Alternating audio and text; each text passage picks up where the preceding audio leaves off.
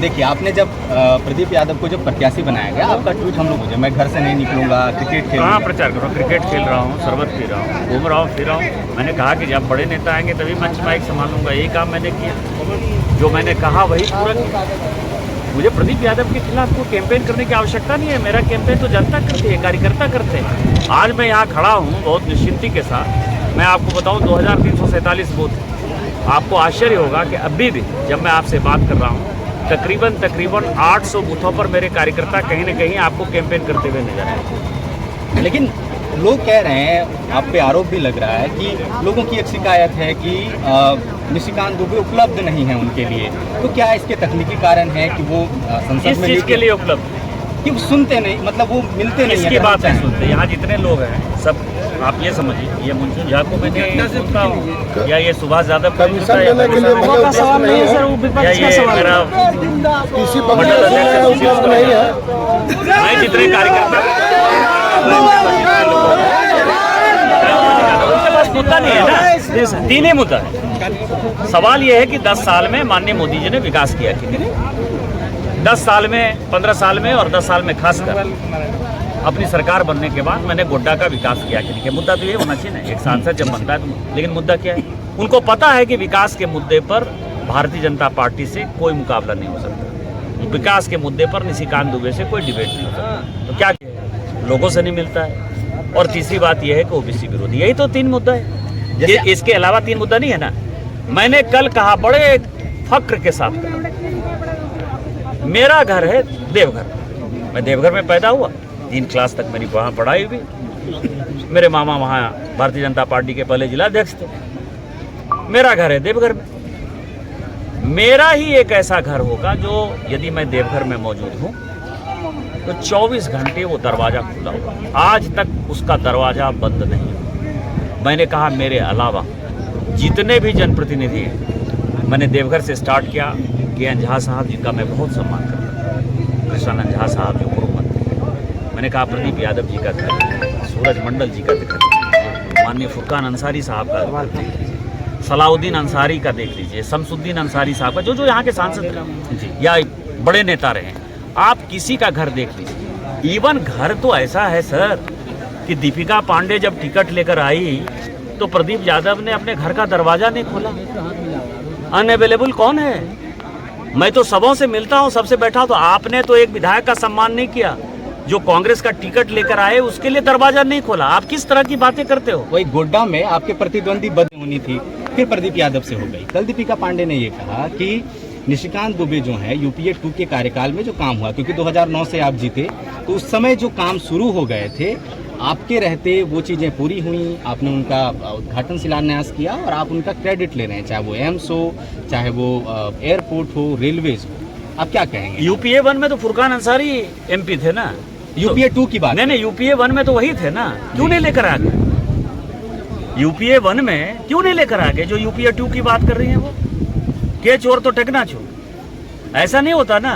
UPA 1 में फुरकान अंसारी किस प्रकार की योजना लेकर आए, पहले वो बताइए। केंद्र में भी उनकी सरकार, राज्य में भी उनकी सरकार, यहाँ के सांसद। जब मैं सांसद बना तब विकास की गाड़ी यहाँ बढ़ी, और जो कुछ भी पैसा मिला है वो माननीय मोदी जी के कारण मिला है। एम्स वही लेकर आ गए। 2018 में जो है उसका आधारशिला रखा गया। जब 2014 में माननीय प्रधानमंत्री बने, उन्होंने कहा प्रत्येक राज्य को एम्स दूंगा। तो वो पहले यूपीए 2 का वो है। रेल जो है, अभी केंद्र सरकार ने कहा कि यहाँ महागामा से जो ट्रेन बढ़ेगी गोड्डा, और गोड्डा से महागामा होते हुए पिरपैंती और वहाँ तक जाएगी, सारा का सारा पैसा केंद्र सरकार देगी। उन्होंने पैसा दे दिया। बुनासी डैम में उन्होंने पैसा दे दिया। एयरपोर्ट पर उन्होंने पैसा दे दिया, जिसका MOU 2016-17 में साइन हुआ। उन्होंने दे दिया पैसा, एयरपोर्ट उन्होंने बना दिया। यहाँ प्रोफेशनल कॉलेज बन रहा है पुड़ैया हाट में, पूरा का पूरा 2017 में वो सैंक्शन हुआ, उन्होंने पैसा दे दिया। कौन सी योजना है जो पैसा दे दिए? 300 बेड का अभी CSR में जो हॉस्पिटल का शिलान्यास किया उसी दीपिका पांडे जी ने जिक्र भी किया। तो वो पैसा हमने दिया ना अभी, कि नहीं? अभी पैसा दिया, अभी MOU साइन हुआ है। MOU 2023 में शामिल हुआ। अडानी प्लांट को एक लेके जाता है, MOU की बात हुई, खबरें आई कि उसमें से जो है 1% जो है वो यहाँ पर झारखंड को मिलना था। 1600 मेगावाट में 400 मेगावाट स्थानीय लोगों को रोजगार। झारखंड सरकार कह रही कि हम नीति लेकर आए थे कि स्थानीय लोगों को 75% जो युवा हैं उनको रोजगार मिलेगा।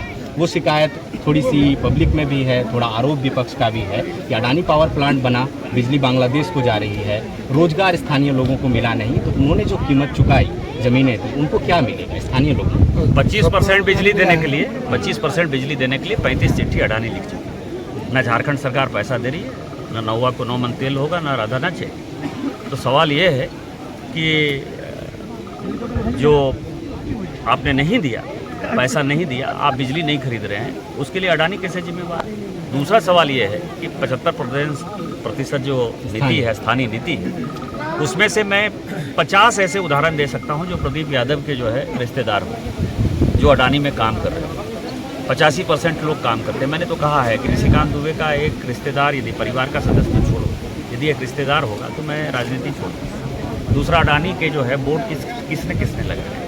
प्रदीप यादव ने। जहाँ अडानी ने लगाया वहाँ प्रदीप यादव ने अपना बोर्ड लगा रखा है। दीपिका पांडे जी ने अपना बोर्ड लगा रखा है। यदि अडानी और अंबानी से इतना परेशान हो तो क्यों तुम उसका बोर्ड लगा रहे हो? तुम क्यों उसके पैसे का उपयोग कर रहे हो? एक भी बोर्ड निशिकांत दुबे का नहीं। अडानी की दलाली कांग्रेस कर रही है यहाँ।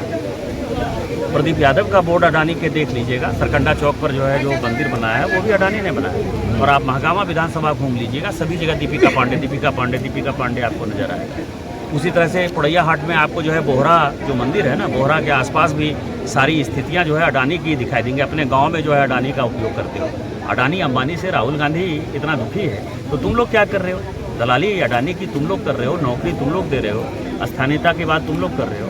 सारे 85% लोग यहाँ स्थानीय हैं, यहाँ हमारी कोई रिश्तेदारी नहीं है। अडानी का प्लांट मैं लेके आ रहा हूँ, पैसा ये लोग भोग रहे हैं।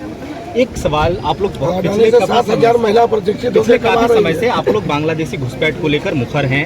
पूरे साहेबगंज की, जामताड़ा की आपने बात की, राजमहल पूरे विधानसभा की बात की। बीच में एक सवाल भी उठा था, जो एक सिविल सोसाइटी का एक वर्ग है और मुख्यमंत्री चंपाई सोरेन ने भी ट्वीट किया कि ठीक है, आप मुझ पे आरोप लगा रहे हैं कि हम लोगों ने संरक्षण दिया या दिया, लेकिन जो घुसपैठ है, अंतर्राष्ट्रीय सीमाएं जो हैं, वो तो केंद्र सूची का विषय है।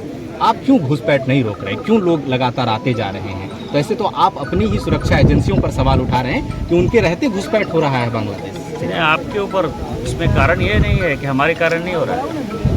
वो एक नेक्सस बना हुआ है, पूरा का पूरा ममता बनर्जी जी का नेक्सस है और पूरा का पूरा हमारे सरकार का नेक्सस है। जो बॉर्डर है वो बॉर्डर जो है नदी, बंगाल के नदी से जो है यहाँ पार होते हैं, यहाँ बसते हैं। और जो ये आधार कार्ड बना है ना, जो मुखिया आप बनाते हो, जो मदरसा का काम है, ये सारे लोग जो है बांग्लादेशी घुसपैठियों को कैसे नागरिक बनाएं, इसी के लिए दिन रात लगे हुए हैं। यही कारण है कि पूरे पाकुड़ की डेमोग्राफी बदल गई। आपका मंत्री जब वहाँ बैठकर यही काम करेगा, उसकी रिश्तेदारी जब बांग्लादेश में होगी, तो हम क्या कर सकते हैं भैया?